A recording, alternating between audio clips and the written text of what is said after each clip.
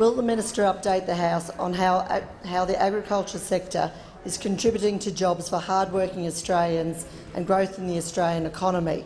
Is the Minister aware of any alternative approaches? What a sensible rule. The Deputy Prime Minister has the call. Well, Mr Speaker, I thank the honourable member for her question and note the work that she's done towards making sure that we build Rookwood Weir, $130 million that the federal government has put towards it, and to be matched by the state government whenever we decide to hear from the Labor Party state government. But we look forward to actually getting that built, because that, of course, is jobs. There's an extra 2,000 jobs that would be attributable to that infrastructure, an extra $1 billion a year, $1 billion a year for the people of Central Queensland.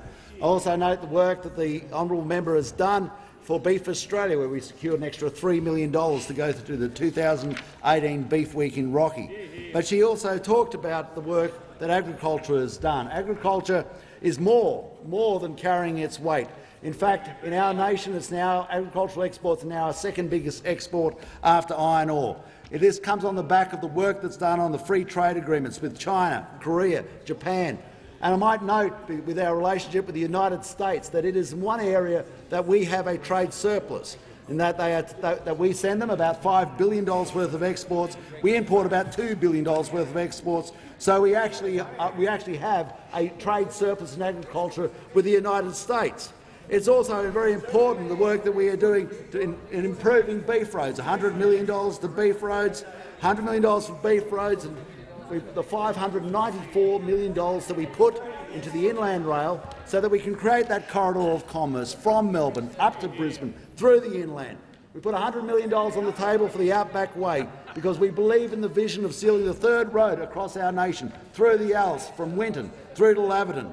But there are alternative policies, and the alternative policies are no better seen than the previous Labor government, which more than halved the budget in agriculture. That is what the Labor Party thinks of agriculture. More than halved the budget. By the time we came in, we had to refurbish all the requirements, whether for biosecurity, for research and development, because the Labor Party has no vision in agriculture. No vision in agriculture. No vision, and that continues to be the case, because the biggest threat to agriculture is the fact that they have weakness in the agricultural portfolio. A person who can't even stand up for the dams portfolio, who's rolled over and has offered up $235.2 million from the dams portfolio. It's a shame that they don't actually take it seriously. It's a shame that they have the same weakness when they closed down the live cattle trade,